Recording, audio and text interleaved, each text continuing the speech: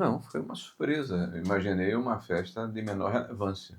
O Jorge, ele nos surpreendeu ontem com um belo evento, muito participativo. Não tinha só número, mas tinha qualidade.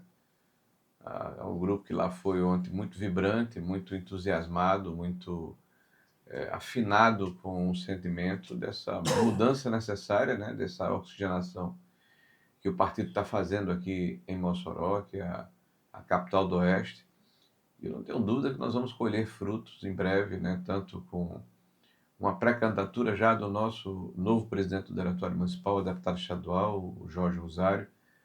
Nós certamente temos a responsabilidade de fazermos o PL grande no estado todo, mas Mossoró precisa voltar a eleger representantes Com certeza, na Assembleia Legislativa, e com nós estamos certeza. apresentando um nome que tem muita representatividade aqui na região e não temos dúvida que ele terá êxito.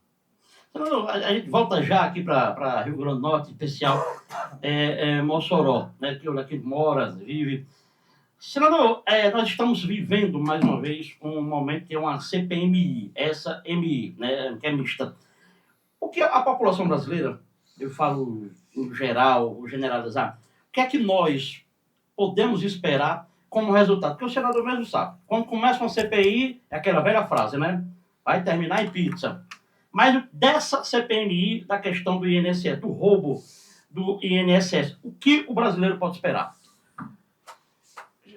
Veja, quando nós começamos a CPMI, nós tínhamos uma ideia de que, de fato, houve um roubo contra trabalhadores aposentados, mas nós não tínhamos ideia da dimensão do roubo, da sofisticação, da complexidade de quadrilhas que foram instaladas dentro do sistema previdenciário e fora dele, né, para se locupletarem, para se beneficiarem, né, de recursos subtraídos de pessoas que são absolutamente indefesas. E aí, me permita, de uma forma bem rápida, vou tentar ser o mais rápido possível. Há mais de 30 anos existe desconto associativo, né, desde 1994. Em 1991, houve uma lei que o então Geraldo Alckmin, deputado federal, que hoje é vice-presidente, relatou, que permitiu que associações, que sindicatos pudessem descontar na folha de pagamento de aposentados, há mais de 30 anos atrás. Ao longo desse período, os cadastros que foram elaborados nunca foram revisitados, revalidados, nunca, em 30 anos. 30 anos para cá? Nunca foram revalidados.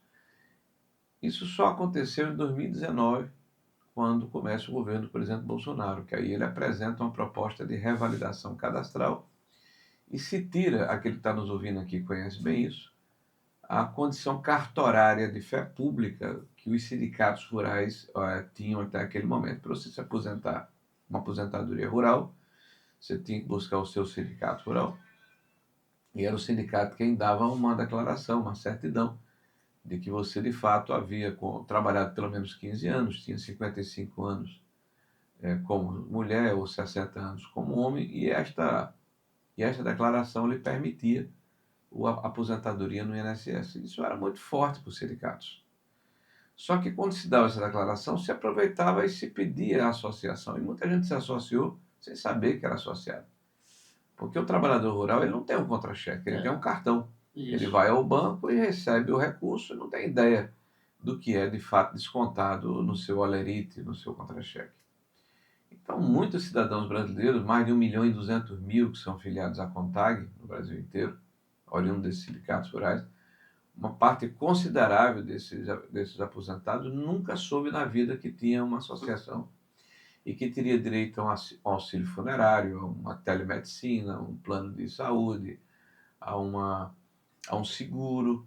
Então, essas pessoas, por não terem conhecimento, pagavam sem usufruir, né, desses direitos. Quando em 2017 acaba o imposto sindical obrigatório, esses sindicatos que perderam a boquinha, né, que perderam essa condição, que são 3 bilhões de reais por ano, foram todos tentar a sorte no INSS. Só que o INSS em 2019 foi o início do governo de Bolsonaro, e nós começamos o governo com uma medida provisória de combate à fraude. Tiramos essa condição cartorária dos sindicatos rurais, passamos para as EMATEs, né? Definimos que os novos benefícios tinham que nascer bloqueados, só poder ser desbloqueado pelo próprio titular, para evitar o roubo do consignado e também do associativo, né? Definimos a revalidação anual. E aí, quando houve a conversão da medida provisória em lei, a esquerda votou contra, trabalhou contra, jogou para 3 anos em vez de 1 ano, até que em 2022 eles exauriram de vez essa possibilidade. Só que haviam decretos, instruções normativas que obrigavam a autarquia. A lei obriga a sociedade. Decretos, portarias, instruções normativas obrigam a autarquia, no caso o INSS. Isso só foi posto por terra em 2024, já no governo do PT, que decidiu que não era necessário revalidação, através da IN 168, Instrução Normativa 168. E uma série de mecanismos foram derrubados. Por exemplo, a necessidade da biometria em 23, a necessidade de se entregar à diretoria de benefícios os novos... Não é necessário biometria? Desde 2023 não, em 24 em definitivo. Voltaram a implementar em abril de 25, só que em final de abril foi quando aconteceu a operação sem desconto, né? E aí está tudo suspenso. Você não precisa mais entregar à diretoria de benefícios da Previdência os novos associados, vai direto para a data prévia. E aí aconteceu o seguinte, essas associações e entidades iam lá para Santa Efigênia, que é uma rua famosa lá em São Paulo, compravam de baseada dados, entregavam 200, 300 mil dados de uma vez à Previdência, aí tinha morto, criança, gente que não tinha idade de aposentadoria, né? Então 300, 400 mil dados, 100 mil era aproveitado, 50 mil era aproveitado, e de pessoas que nunca deram autorização para serem associados. Nós terminamos o ano de 2022, foi o último ano do governo Bolsonaro, com 2 milhões e 700 mil associados. Chegamos ao final de 2025, meados de 2025, com 7 milhões e meio de associados. Então vão um acréscimo de 5 milhões de novos associados, e a grande maioria, a avassaladora maioria, nunca soube que era associado. Então está passando roubado na cara dura, quadrilhas sofisticadas se estabeleceram. Tudo isso está sendo mostrado na CPI. Ah, sim. A última reunião, tivemos agora o presidente do Sindinap, que é o presidente, que o vice-presidente é o irmão do Lula. Né? O cidadão lá é afiliado ao PDT, veio do PT de 79, quer dizer, toda a trajetória política dele é ao lado de Lula. Né? E nós sabemos que a prática, a forma como eles agem, é uma prática criminosa. Então, contratavam empresas de família, de esposa, de irmãos, de cunhados, de parentes, para receber o dinheiro que era subtraído dos aposentados, fazer essa lavagem e entregar aos seus apadrinhados políticos e enriquecimento ilícito. E o resultado? Tem como prever algum final? Já tivemos 14 oitivas, vamos ter mais umas 15 a 16 até o final do ano. Foram quebrados sigilos bancários de 370 pessoas físicas e instituições, inclusive aqui da instituição do senhor Abraão, foi quebrado o sigilo dele, tanto o sigilo dele, pessoa física, como da empresa que ele preside, a associação, que tem convênio ACT com o INSS. E nós estamos debruçados sobre essa montanha de números, e é estarrecedor que nós estamos vendo lá. O Sindinap, por exemplo, sacou 6 milhões e meio na boca do caixa. Né? Pagou a filha do presidente do sindicato 10 milhões de reais apenas para ela fazer advocacia. São os advogados caros. Pagou 1,5 milhão à esposa do presidente do sindicato para decorar um quarto num hotel de 120 quartos que eles tinham lá em Praia Grande. É assim, coisas inimagináveis. Muito roubo, muito descaramento, e eu não tenho dúvida que nós vamos encontrar, seguindo o dinheiro, quem recebeu esse dinheiro, quem se locupletou, quem ordenou, e principalmente os seus padrinhos políticos, né, que precisam vir à tona. Senador, eu tenho acompanhado todos os depoimentos da CPI. Eu assisto do início até o final. 4 da tarde, 2 horas, eu vou até de madrugada. E o que eu vejo em todo brasileiro é a blindagem que está acontecendo. principalmente do judiciário. Essa blindagem não vai atrapalhar sair um resultado. Não vai ser tão fácil, né? Porque tem muito habeas corpus que é entregue a depoentes que deveriam falar a verdade, são protegidos, mas também o governo está blindando muito, né? São três sessões de votação, de quebra de sigilo, de convocação de depoentes que o governo impede que aconteça, né? Então, por exemplo, o presidente atual do Senado, o senhor Davi Alcolumbre, teve um dos seus chefes de gabinete, que hoje trabalha no Senado, recebendo 3 milhões de reais de uma empresa ligada ao careca do INSS. E nós não conseguimos quebrar o sigilo desse cidadão. O governo votou contra, foi 17-13. Nós não conseguimos quebrar o sigilo de uma empresa que vende passagens para a CONTAG, né, para a Confederação dos Trabalhadores. Mais de 6 milhões de reais. Nós não conseguimos trazer o sócio do ex-ministro Juscelino, né, que foi ministro ligado ao pessoal do senador Everton, né, que é do PDT do Maranhão, né, que havia entregue uma procuração para que o careca do INSS usasse a sua empresa como laranja para lavar dinheiro. Então, o governo ele tem seletivamente impedido algumas quebras e algumas oitivas para proteger os seus amigos e os seus aliados políticos. Mas há um volume tão grande já de quebras e de convocação, mais de 130 pessoas estão convidadas ou convocadas. E como eu falei, mais de 370 sigilos estão quebrados. Então, não vai dar para esconder uma montanha tão grande de evidência. Nós vamos chegar ao final e vamos fazer justiça ao trabalhador brasileiro, principalmente ao aposentado. Senador, falando agora de 2026, falar política, né? Eu, como falo bem no popular, né, Bruno? Eu estava me coçando para começar a falar em política. O que é que a direita brasileira, claro, com participação do senador Rogério Marinho, tem conversado hoje? Eu falo muito abertamente a questão do hoje. Hoje nós temos Bolsonaro inelegível hoje.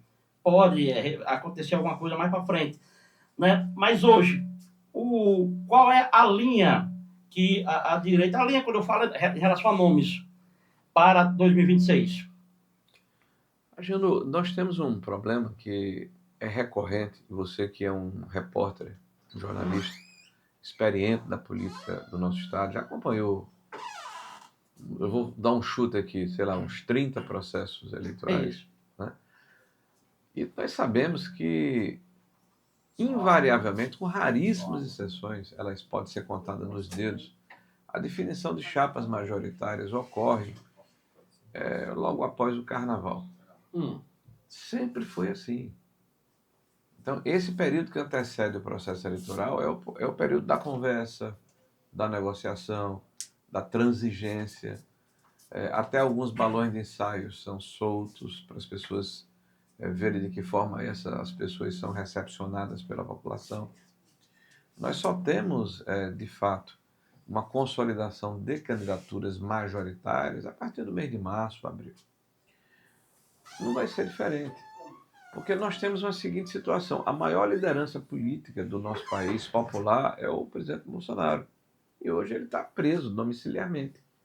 E olha, não está preso porque roubou, não está preso porque corrompeu, não está preso porque malversaçou recursos públicos. Ele está preso por medidas cautelares impostas a ele pelo Alexandre de Moraes em função de um inquérito que sequer foi denunciado, que foi o inquérito chamado de lesa pátria, que o Ministério Público denunciou Eduardo Bolsonaro e Paulo Figueiredo. Então ele tem medidas cautelares graves de tornozeleira, de impedimento de dar entrevista, de acessar redes sociais, de sair da sua residência, está sendo vigiado como um bandido, né, pela Polícia Federal, por cautelares impostas num processo que ele sequer foi denunciado. Então, nós estamos vivendo um nível de perseguição nesse Brasil muito grande. Foi condenado agora, mas falta transitar em julgado, por um golpe que não aconteceu. Né? Um golpe que todos sabemos que como é que você faz um golpe sem exército, sem armas, num domingo, com pessoas desarmadas, com crianças, com idosos, com mulheres, Pessoas essas que estão sendo condenadas a 17 anos, a 14 anos de prisão, para justificar o fato de que ele tem que ser preso. Então, o sistema se organizou para impedir que ele continuasse ativo politicamente. E eu quero lembrar quem está nos ouvindo que, pela primeira vez na história do nosso país, um presidente da República se elege presidente da República sem partido político, sem dinheiro e sem tempo de televisão. Nós temos 120 milhões de eleitores. Quando o sistema entendeu que ele podia ganhar a eleição, ele foi quase que morto, a facada. Né? O Bolsonaro já teve quase 7 cirurgias. Ele é um sequelado. Eu estive com ele há 4 meses atrás, não, 20 dias atrás, durante mais de 4 horas, por autorização do ministro, porque a gente, para visitar o presidente, tem que ter autorização do ministro. Ele passou as 4 horas soluçando sem controle. Teve 3 ou 4 ânsias de vômito. É um senhor de mais de 70 anos, submetido a uma pressão extraordinária e com problemas oriundos dessa facada que ele levou. Então, tentaram matar Bolsonaro. Isso é um fato. Mas ele, mesmo na situação que ele se encontra, ele é uma ideia, ele é um sentimento. E ninguém mata sentimento. Ninguém consegue calar uma ideia. Porque os homens, o judiciário, pode tirar você do ar da rede social, pode impedir que você fale numa rádio, pode impedir que você tenha um passaporte, pode congelar suas contas bancárias, né? Enfim, pode lhe encarcerar, lhe prender, mas não pode impedir uma ideia, um sentimento. Então, Bolsonaro hoje é um sentimento de todo cidadão brasileiro que ama a sua família, que acredita que a vida tem que ser protegida desde a concepção, que não aceita essa glamorização do crime, que quer medidas duras contra quem corrompe, contra quem rouba, contra quem ataca famílias, que é contra, mas contra de verdade a quem invade terras, porque nós defendemos o direito de propriedade, que é a favor de um Estado eficiente, racional, que sirva a sociedade brasileira e não se sirva dela, como acontece hoje. Nós temos um Estado cheio de cargos comissionados caros, um Estado que cria dificuldades para vender facilidade. Qualquer empreendedor brasileiro, do menor ao maior, que está me ouvindo, sabe a dificuldade que tem para conseguir abrir o seu negócio, pela burocracia que é estabelecida, pelo número de certidões que ele tem que pagar, pelas taxas, pelos impostos. Aliás, esse governo é o governo dos impostos. E quer que nós acreditemos que isso é bom para a gente. Veja como isso é bom, aumentar seu imposto. Está vendo? A gente quer taxar o ricos, vamos taxar o IOF. Eles mentem de uma forma absolutamente descarada e desabrida. O IOF, por exemplo, que é o Imposto sobre Operações Financeiras, incide diretamente sobre o mais pobre. Qualquer cidadão que vai comprar no crediário paga IOF, encarece o produto. Quando você aumenta impostos sobre capital, você encarece o custo de produção de qualquer atividade econômica no país, porque é o capital que financia a produção. O dinheiro financia o dinheiro. Então eles têm uma lógica de que é necessário aumentar impostos e gastar mais do que arrecadam. Isso aumenta a dívida pública, isso gera inflação, isso penaliza o mais pobre. E o aumento da dívida pública faz com que as taxas de juros oferecidas ao mercado fiquem nas alturas. O Brasil é vice-campeão mundial de taxas de juros. Né? Só tem um país maior do que o Brasil em taxa de juros. Então, qualquer um que abrir um negócio vai pagar hoje não 15% ao ano, que é a taxa da Selic, que remunera o governo federal, mas 40%, 50%. Então, para você conseguir deixar de pé um negócio com essa taxa de juros, você tem literalmente que estar fazendo um negócio ilegal, não pagando os impostos. Né? Então, o Brasil é espremido como se fosse uma fruta madura para fazer frente aos projetos populistas que têm vida curta. Olha o que aconteceu em 2015, 2016, há pouco tempo. Tudo o que está acontecendo agora é parecido com o que ocorreu há pouco tempo atrás no governo Dilma II, que foi a continuação do governo do Lula I e Lula II.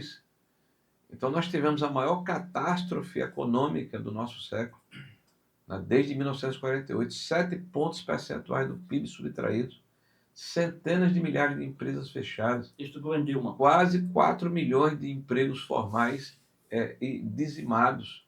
Por quê? Porque se gastou mais do que se arrecadava, porque se aparelhou a máquina pública. Olha as estatais, todas dando prejuízo quando na época de Bolsonaro davam lucro. Olha o índice de recuperação judicial, é recorde em 20 anos. Olha o número das famílias endividadas. Esse governo legalizou as bets, que é o jogo do tigrinho e companhia. Quantas famílias estão destroçadas para permitir que o governo arrecade mais dinheiro? Há um estímulo artificial para um crédito em que as famílias estão cada vez mais atoladas em dívidas. Então nós temos uma perspectiva de crescimento de curto prazo. Enquanto isso, 90 milhões de brasileiros dependem hoje de programas sociais. E esses programas sociais, por mais meritórios que sejam eles, são um fim em si mesmo. O governo não se preocupa em emancipar essas pessoas, em qualificar essas pessoas, em educar essas pessoas, em apontar ações que permitam que essas pessoas possam, com sua dignidade e o suor do seu rosto, prover o sustento das suas famílias. Porque está confortável nessa situação. Então nós temos hoje um país em que literalmente somos o cachorro correndo atrás do próprio rabo. E não é esse o projeto, não é essa a ação que nós queremos para o nosso país. É o maior líder popular que o Brasil já teve. E o sistema entendeu isso e se organizou para impedir que ele dispute a eleição. Bolsonaro vai definir quem é o candidato.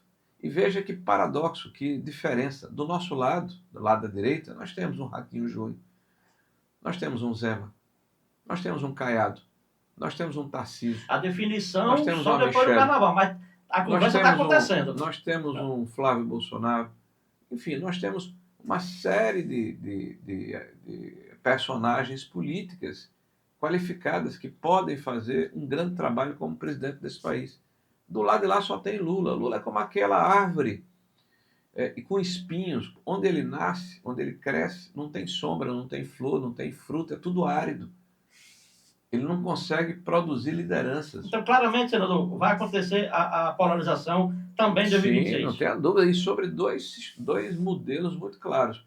Um é o populismo desenfreado, que já nos levou à catástrofe, à bancarrota, que já nos levou à inanição econômica, ao retrocesso, a um governo falido com as estatais quebradas. O outro é o caminho da prosperidade. É o caminho em que o brasileiro vai voltar a sentir orgulho de ser brasileiro, de respeito às famílias, de combate às drogas, de combate à invasão de propriedades. Então são dois modelos muito claros que a sociedade vai escolher.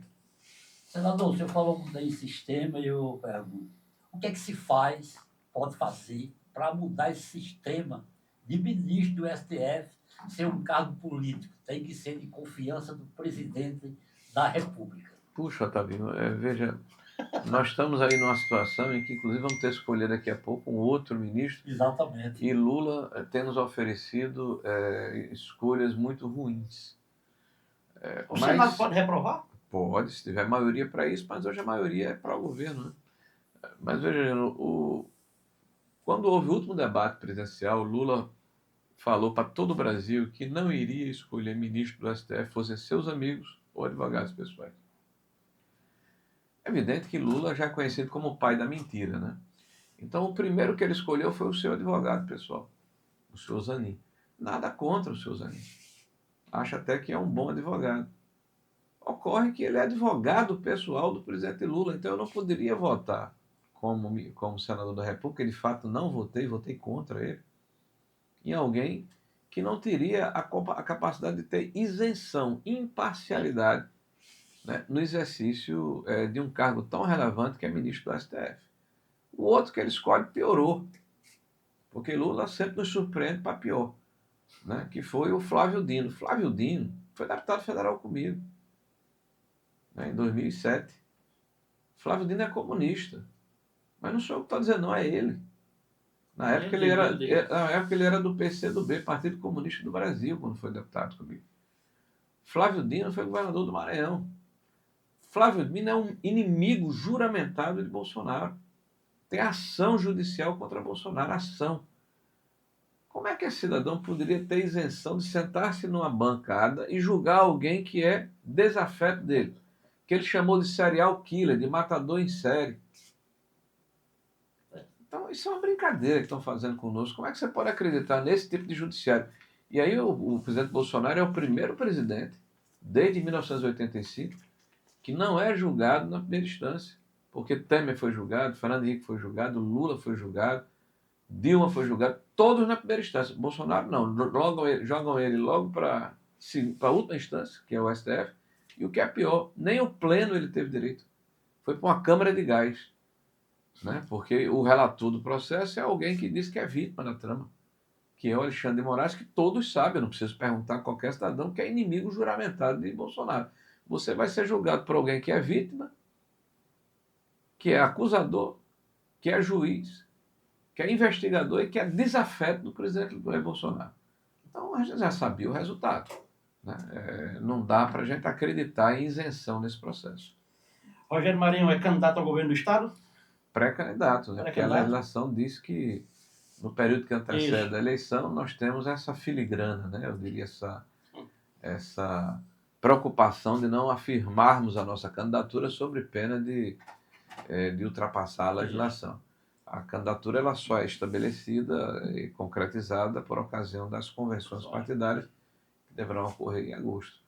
Olha, muita gente pergunta, sempre que eu venho ao Estado isso é recorrente, mas você vai ficar a nível nacional? Semana passada eu estava em Mato Grosso do Sul, né, na filiação do Reinaldo Azambuja. Na próxima semana eu irei a Boa Vista, né, para receber, lá em Roraima, para receber a filiação do prefeito de Boa Vista, que será candidato ao Senado lá.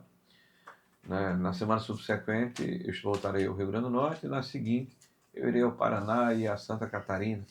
Então hoje eu sou o secretário-geral do PL, que é o maior partido do Brasil. O PL tem 99 deputados federais, o PL tem 15 senadores. O PL foi o partido que fez maior número de votos para prefeito no país, mais de 16 milhões de votos. O PL fez os 5 vereadores mais votados do país. O PL fez o vereador mais votado em 8 das 26 capitais. O PL tem 16 prefeitos entre as 103 maiores cidades do país. É o partido que tem o maior número.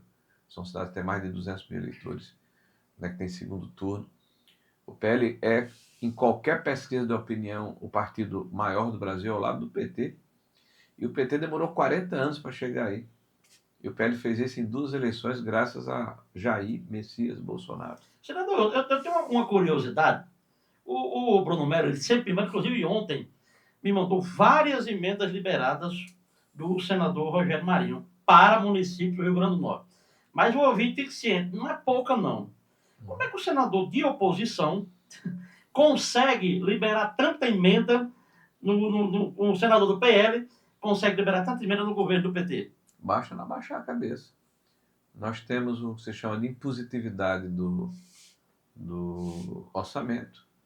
Então, nós usamos essa impositividade. Nós temos uma característica.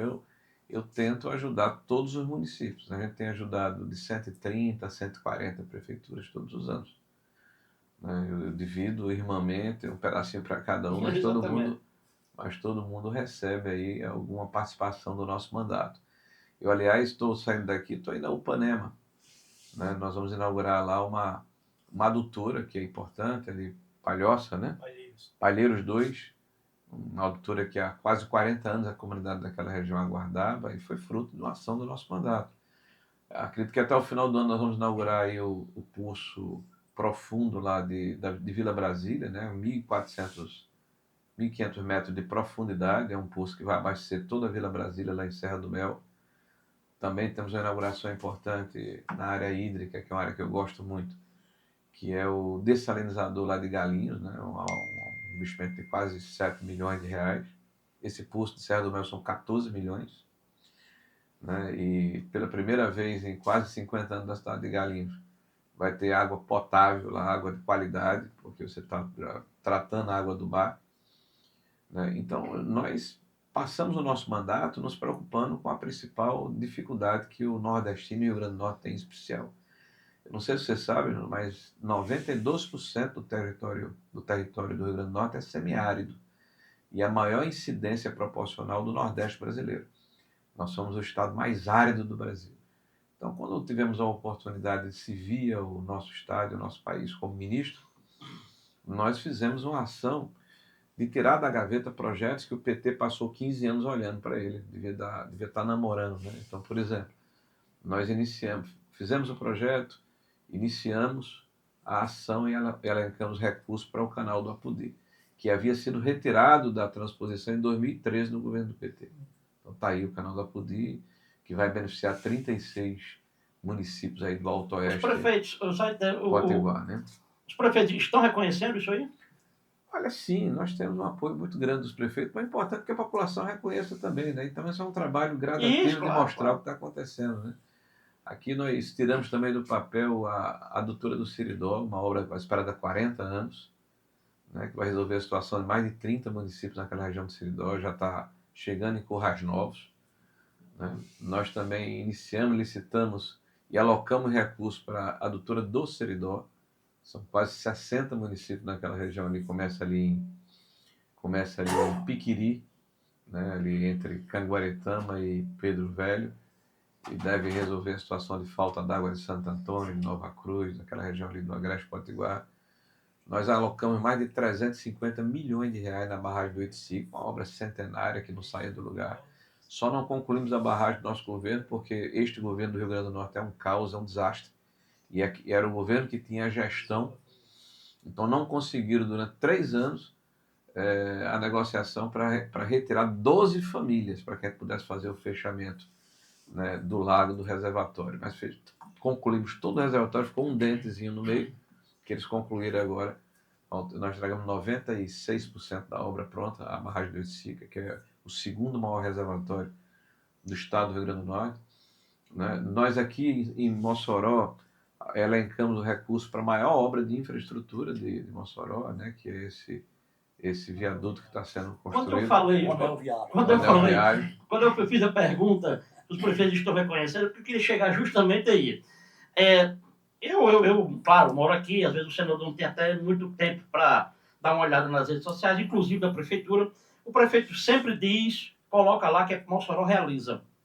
Em momento algum, quem é moçoroense sabe, em momento algum ele cita o nome do então ministro e é hoje senador da República. Aí eu já vou para uma outra pergunta que tem a ver com essa daí. Qual a relação do senador Rogério Marinho com o prefeito Alisson hoje? De um senador da República com o prefeito de Mossoró, que é a segunda cidade do estado do Rio Grande do Norte. Eu tenho, inclusive, tido a preocupação de regularmente ir ao Ministério da Desenvolvimento Regional para solicitar, inclusive, liberação de recursos para que essa obra ela tenha seguimento. Nós fizemos também um aporte substancial no matadouro da cidade, que é a finca que fazia, sei lá, 20 anos que não havia reforma, mais de 5 milhões de reais. Né? Nós liberamos recursos aqui para obras de calçamento de intertravado. Todas essas obras de calçamento intertravado foi ação do nosso ministério, na época em que estávamos na frente do ministério. Levantamos recursos aqui para uma patrulha mecanizada, acho que quase 30 veículos, né? De patrol, de caçamba. Então nós fizemos aqui por Mossoró o que podíamos fazer, como fizemos para o estado do Rio Grande do Norte com muito orgulho. Tem quase 300 obras hídricas aqui no estado, de dessalinizadores, de mais de 1.500 perfuração de poços artesianos. Então, veja, eu tive uma oportunidade de servir o meu país e abraçar o meu estado. Hoje, como senador da República e experiência que eu tenho na administração pública, me leva a uma situação de dizer, olha, eu devo ficar em Brasília, né, como coordenador ou secretário-geral do maior partido do Brasil, né, como líder da oposição no país, como articulador dos palanques em todos os estados nacionais. Sou eu que tenho a interlocução com os demais partidos para montar palanques de direita, né, no contraponto ao Partido dos Trabalhadores. Exercer o meu mandato de senador, né, ou vir ao meu estado e dar minha contribuição para tirar o estado da situação em que ele se encontra. Eu só tenho a posição que tenho, Ageno, só estou a nível nacional com o reconhecimento que eu tenho, porque antes eu fui reconhecido pelos moradores, pelos habitantes, pelos meus amigos aqui do Rio Grande do Norte. Então eu tenho uma responsabilidade muito grande com o Estado. Politicamente, existe a possibilidade de Rogério Marinho caminhar ao lado de Alisson? Mas não tenha dúvida, na hora que ele me apoiar para o governo do Estado, ele vai estar do nosso lado. Eu acho que a proposta que a gente faz para o Estado é uma proposta que tem muita seriedade. Eu não tenho uma proposta de ser governador para fazer um passeio no parque. Eu sei o problema que o Estado Então, enfrenta. popularmente falando, Rogério Marinho abrir para Alisson, não existe a possibilidade. Olha, na política tem uma coisa chamada fila, mas também tem oportunidade. Eu tenho 61 anos de idade. Eu fui secretário de planejamento do município de Natal, eu fui vereador, eu fui presidente de Câmara, eu fui secretário de desenvolvimento do Estado do Rio Grande do Norte, eu fui secretário de Previdência e Trabalho do governo federal, eu fui ministro de Estado, eu fui deputado federal por 3 oportunidades, eu fui coordenador do grupo de orçamento no Congresso Nacional por 3 oportunidades, né? Eu sou hoje senador da República, então acho que eu tenho uma bagagem que me Isso aí é verdade. credencia, né, a me colocar à disposição do meu Estado. Acho que Alisson é um político experiente, vitorioso, aprovado e apoiado pela população de Mossoró, e sem dúvida nenhuma está fazendo um trabalho de exposição de mídia que o leva a todos os recantos do Estado do Rio Grande do Norte, mas a situação em que o Estado se encontra, Agenor, e aí a gente tem que ser claro, né, precisa de um gestor que tenha não apenas a responsabilidade de fazer, mas a coragem de fazer. O Estado está capturado pelas corporações. O comprometimento da arrecadação do Estado com a folha chega perto de 70%.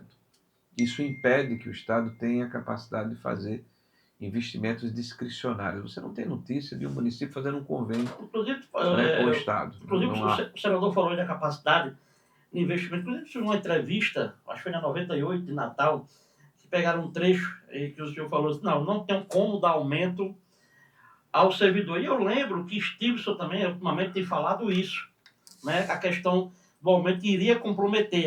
Aí surgiu uma parte da mídia que o senador já está dizendo que não vai dar aumento para servidor. Né? Usaram de má fé aquilo ali? Não, na verdade ele distorce o que a gente fala, mas a linha é essa. Não é possível. Aí eu pergunto a quem está nos ouvindo: você, cidadão, você prefere que o hospital regional que não funciona hoje funcione? Que o hospital de trauma resolva o problema de quem tem um acidente de moto e que precisa imobilizar uma perna e tem que ser deslocado para um grande centro urbano? Quando falta uma gase, um esparadrapo, ou um médico de plantão, ou um soro, ou uma dipirona, ou você vai dar aumento acima da inflação para servidor público? Eu acho que uma coisa é você repor ou recompor a inflação. Agora, aumento real, plano de carreira e salário.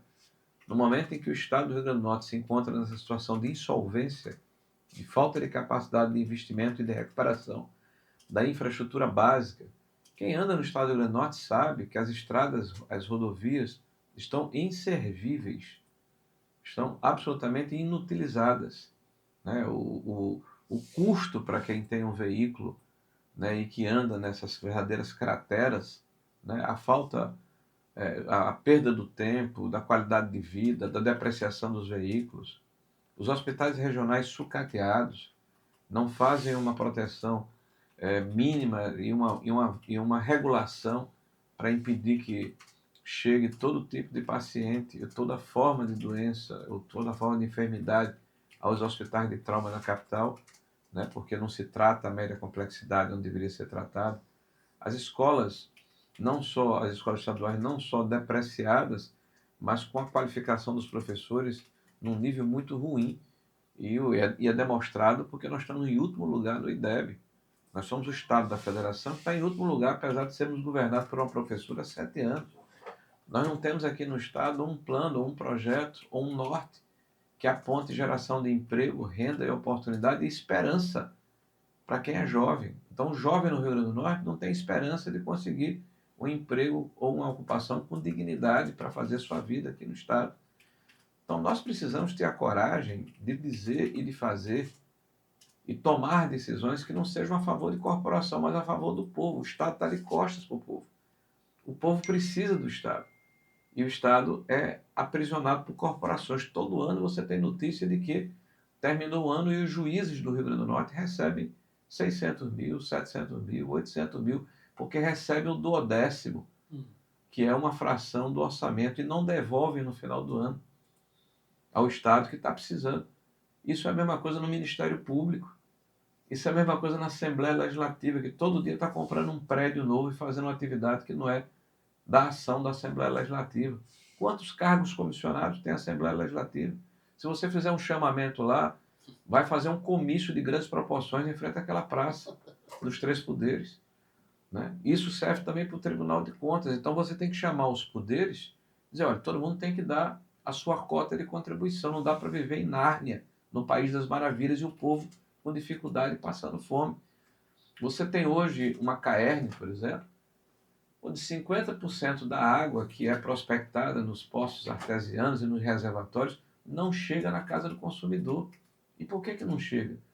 Porque a nossa infraestrutura é deficitária, não é cuidada, não há manutenção, não há capacidade técnica, não há capacidade humana de fazer esse serviço. E as pessoas se agarram dizendo, a Caerne é do povo. Não, não é do povo.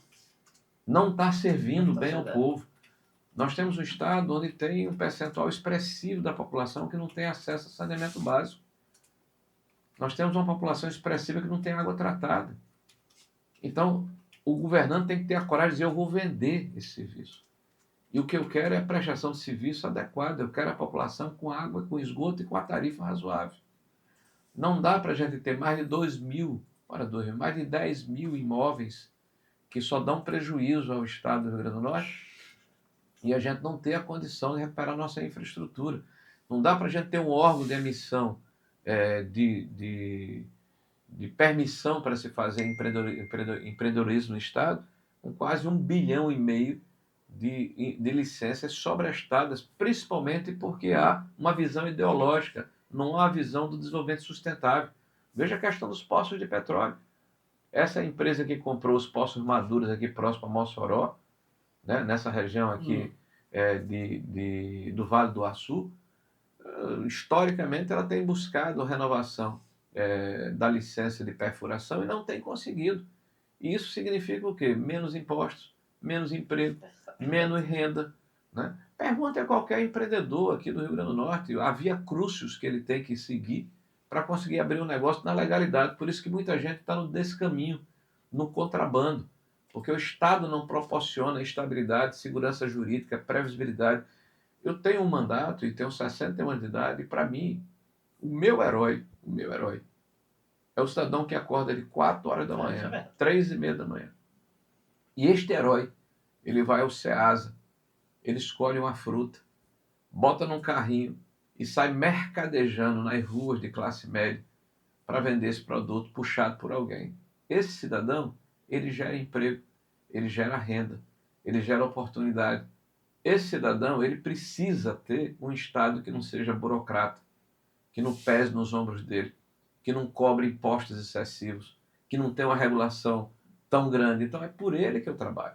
E com ele eu represento desde o pequeno até o maior. Ontem eu estava com o Jorge do Rosário, que é um cidadão que é filho de um pedreiro, de um servente de pedreiro, que tem uma história de vida maravilhosa, que hoje é um dos grandes empresários do estado do Rio Grande do Norte e aqui de Mossoró, que proporciona 400 empregos, 400 famílias e mais de 1.500 indiretos. Então, esse cidadão, ele produz, ele leva o Estado nas costas, o país nas costas. Então, eu não sou daqueles que quer taxar esse cara, que acha que ele é um inimigo, que ele é um super rico, que ele tem que ser espoliado, que tem que tirar o dinheiro dele. Porque se nós tirarmos o dinheiro dele da forma como o PT propõe, ele vai se defender. Ele tem a condição de fazer um planejamento financeiro e colocar o recurso dele até fora do Brasil. Quem perde com isso somos nós, gente. Então, é uma política burra, bizonha, equivocada, vesga, que não dá certo.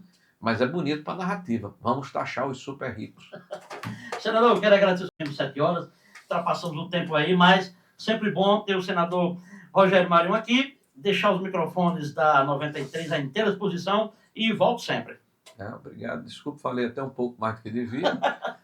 Mas estamos indo agora para Upanema, lá para a inauguração da adutora. Em seguida vamos almoçar lá em Riacho da Cruz, lá com o Marco Aurélio, com alguns prefeitos da região oeste, conversar com eles um pouco sobre a situação do Estado, os problemas que o Estado tem, mas sobretudo de que maneira a gente enfrenta os problemas e os resolve, com coragem, com determinação, sem rabo preso. Tá? Não tenho nenhuma dificuldade em tomar posições, porque nós temos uma vida limpa, tá? Não temos problema com quem quer que seja, então a gente pode dizer o que a gente acha que deve dizer e se posicionar de acordo com o que a gente acredita, né? À noite nós iremos tentar chegar em Natal para participar da festa do boi lá, que é o segmento mais importante da nossa economia, né? Que é a agroindústria lá, né? A exposição lá no Parque da Anorc, né? E no domingo teremos uma reunião de trabalho também lá em Natal. Em seguida iremos a São Paulo, vamos ter uma reunião na segunda-feira de manhã com vários partidos. E à tarde estarei de novo lá na CPMI do INSS a partir das 4 da tarde. Boa sorte, senador. Gente, obrigado pela audiência. Mais uma semana, a equipe do